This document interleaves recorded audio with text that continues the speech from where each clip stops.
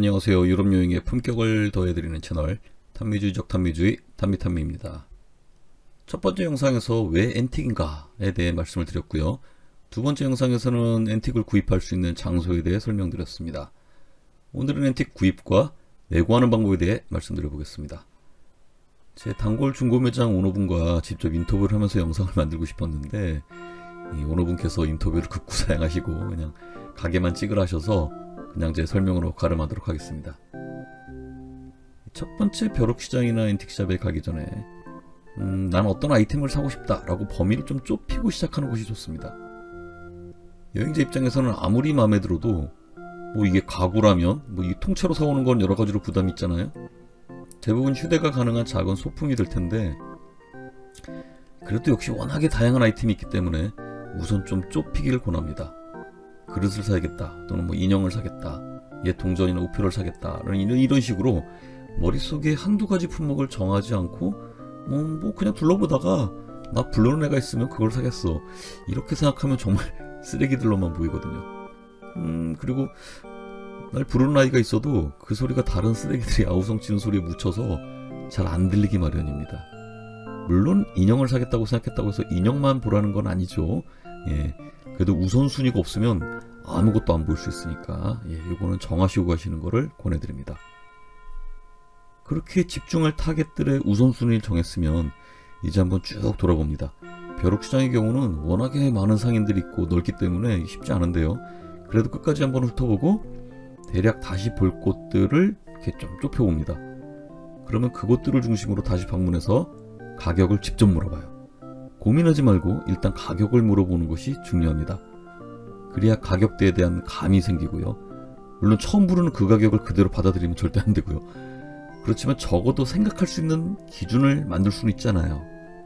그래서 제가 제시하는 가격 흥정 3원칙. 첫 번째는 먼저 원하는 가격을 말하지 않는다. 두 번째는 살 것 같은 관심을 계속 표명합니다. 세 번째는 비교 대상을 적극 활용하기. 하나씩 한번 볼까요? 첫 번째, 먼저 원하는 가격을 말하지 않기는 이 물건의 공정 가격을 저희가 전혀 모르기 때문에 꼭 필요한 전략이에요. 그렇기 때문에 상인들은 반대로 너 얼마 생각하냐고 거꾸로 꼭 물어봅니다. 예를 들어 가격 물었는데 25유로라고 해서 고민하고 있는데 상인이 거꾸로 저한테 물어봅니다. 그때 나랑 깎았다고 21호 이렇게 부르면 상인이 오케이 하면 꼼짝없이 살 수밖에 없는 거예요. 모든 협상이 그러하듯이 자기 카드를 처음부터 보이면 그걸로 가격이 정해져 버립니다. 그리고 또 한 가지 팁은 상인들은 거의 끝점을 붙여서 가격을 말하거든요. 즉 23유로, 12유로 이런 식으로 주로 말을 해요. 대부분 손님들은 23유로라고 부르면 3유로는 깎아야겠다 이렇게 생각하고 20유로로 깎으려 들기 때문에 여기서 끝전 3유로, 2유로는 다 주면 땡 쓰고 뭐 주저할 때는 깎아줄 여유분이라고 생각하면 돼요. 즉 마음속으로 흥정의 출발선을 상인이 부른 23유로가 아닌 20유로로 생각하는 것이 합리적입니다. 두 번째로 살 것 같은 관심을 계속 표시해야 상인도 관심을 가져주겠죠. 벼룩시장의 경우도 상인들이 시장 이용료를 내고 장사를 하는 거기 때문에 가능하면 하나라도 팔려고 합니다. 그래서 살 것 같아 보이는 손님에게는 그들도 적극적으로 팔려고 하죠. 대부분 살 것처럼 관심을 보이면 어떻게든 가격 협상을 하고 팔아보려고 하는데 가끔 진짜 뚝심 있게 자기 가격만 고집하는 상인도 물론 있어요. 저 같은 경우 먼저 가격을 물어보고 한참 만지작거리고 뭐 물건 내력에 대해서 물어보고 한참 고민하다가 다시 돌아오겠다고 하면 대부분 너 얼마 원하는데? 라고 이제 물어봅니다. 그러면 절대 대답 안 해주고 일단 너무 비싸다고만 하고 다시 한번 더 돌아와 보겠다. 그러면 대부분 가격을 더 낮춰줍니다. 이때도 그냥 그 낮춰주는 가격을 덥석받지 말고 진짜로 다른 가게로 가는 거예요. 가서 들어봅니다. 그래서 유사한 물건들이 있는 곳 찾아서 가격 비교를 합니다.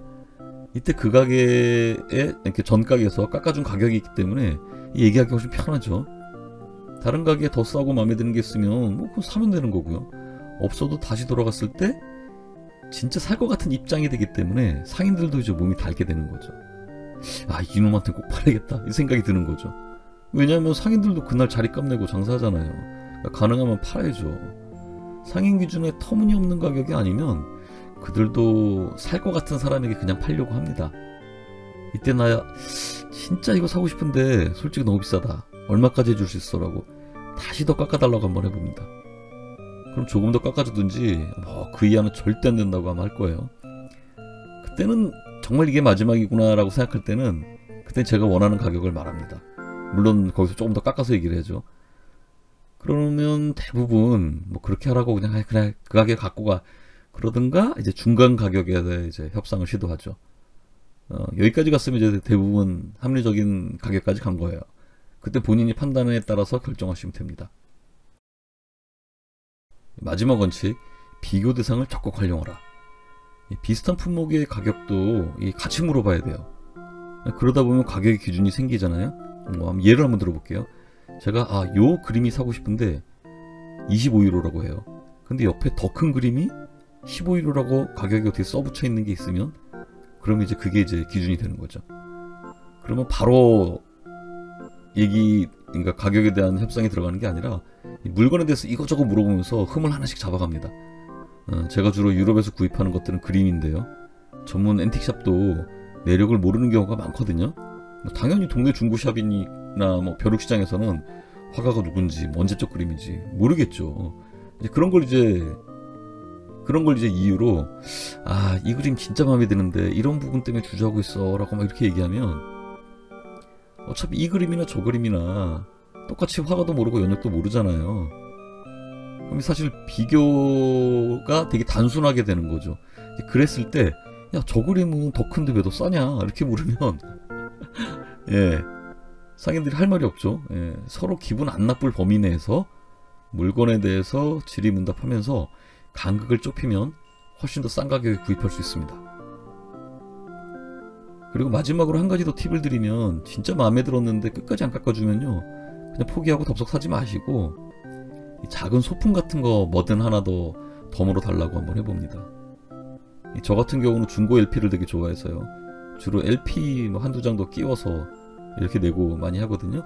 LP 가격이 통상 유럽에서는 이제 한 2유로, 3유로 뭐 그 정도 선이니까 웬만하면 그냥 끼워주는 경우가 많아요. 그래서 처음부터 너무 고가의 물건을 사지는 않았으면 좋겠어요. 그리고 상인들이 말하는 연역에 대해서도 어차피 검증할 방법이 없으니까 그냥 참고만 하시기 바랍니다. 그러면 자연스럽게 본인의 경제력에 맞는 가격 상한선이 정해질 거예요. 뭐 예를 들어서 난 100유로 이상짜리 사지 않겠어 라고 마음먹으면요 상인들이 그 그림이 뭐 몇백 년 된 거라는 둥 뭐 어느 시대 누가 쓰던 거라는 둥 아무리 뻥을 쳐도 그 말 다 무시하고 내 마음속에 100유로 이상의 가치가 있는가만 생각하시면 되는 거죠. 그렇게 하나 둘 사모으다 보면 이제 물건에 대해서 보는 눈도 생기고 나름의 기준이 생기게 됩니다. 여러분의 품격 있는 유럽 여행에 빛내줄 멋진 앤틱 소품 하나 구입하시는데 본 영상이 도움이 되셨으면 좋아요, 구독하기, 알람 설정 부탁드리겠습니다. 감사합니다.